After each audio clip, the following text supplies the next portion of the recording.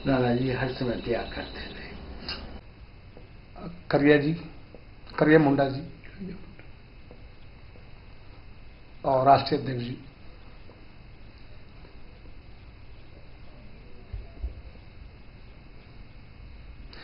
करिया जी का संबंध तो नाना जी से बहुत,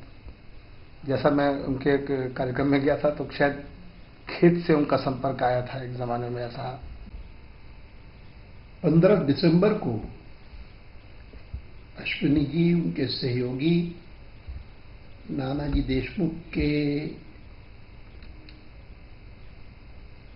बारे में एक कार्यक्रम आयोजित कर रहे हैं कि जिसमें भारतीय जनता पार्टी के अध्यक्ष नितिन गडकरी जी भी आने वाले हैं। पूछने पर कि 15 दिसंबर को क्या बात है, मुझे उन्होंने बताया कि वैसे तो उनका जन्मदिन 11 अक्टूबर को था और 11 अक्टूबर को क्योंकि मेरी जन चेतना यात्रा थी, उसका आरंभ था बिहार से और देश भर की यात्रा थी, इसीलिए उन्होंने तब न करके अब किया है।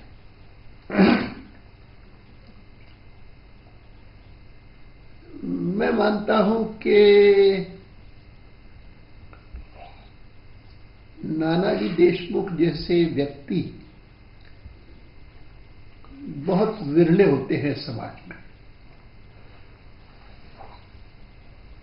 वर्षों तक जनसंघ में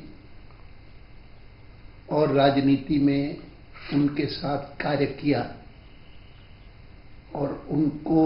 बहुत निकट से देखा, लेकिन मैं मानता हूं कि उनके व्यक्तित्व की महानता का परिचय अगर किसी को करना है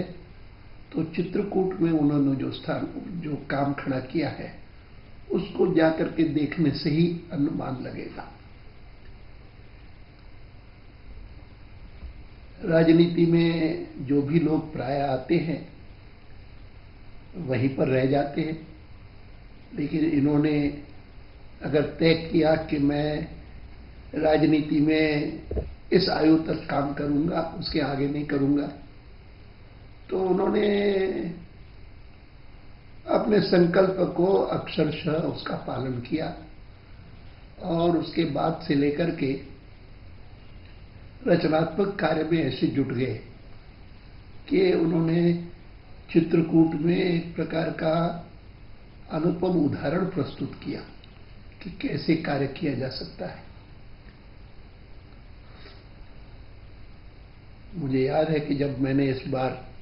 जनचेतना यात्रा का आरंभ किया था, ये मेरी 7वीं यात्रा थी, तब भी कभी मैं भूल नहीं पाता था कि 11 अक्टूबर न केवल जयप्रकाश नारायण जी की जयंती है, लेकिन नाना जी की भी जयंती है। और इतना ही नहीं तो राजमाता विजयाराजे सिंधिया की भी जयंती है। और इन सभी महापुरुषों को स्मरण करता था और कोशिश करता था कि राजनीति में भी जितने लोग काम करते हैं वे इनके गुणों का अनुसरण कर एक समर्पित जीवन बिता सकें, जैसा नानाजी ने बिताया। आखिर के वर्षों में भी मैंने उन्हें देखा कि जब वो पूरी तरह से स्वस्थ नहीं थे, देख नहीं पाते थे, तब भी हर चीज की जानकारी करना और उसके बारे में टीका टिप्पणी करना, जरूरत हो तो संबंधित व्यक्ति को पत्र लिखना और उनको सलाह देना, ये मैंने उनमें देखा, जिसके कारण बहुत श्रद्धा पैदा होती थी उनके बारे में। मैंने जैसे आरंभ में कहा अपने कथन में कि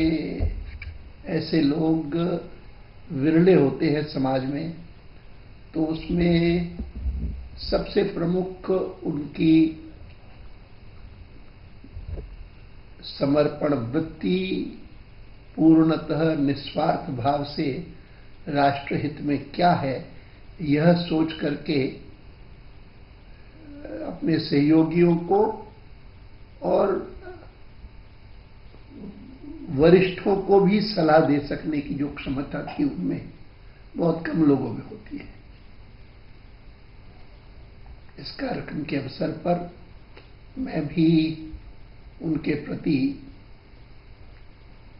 श्रद्धांजलि अर्पित करता हूं और विश्वास करता हूं कि यह कार्यक्रम उनकी स्मृति को चिरंतन बनाएगा और समाज को वह उनके आदर्शों पर चलने के लिए प्रेरित करेगा।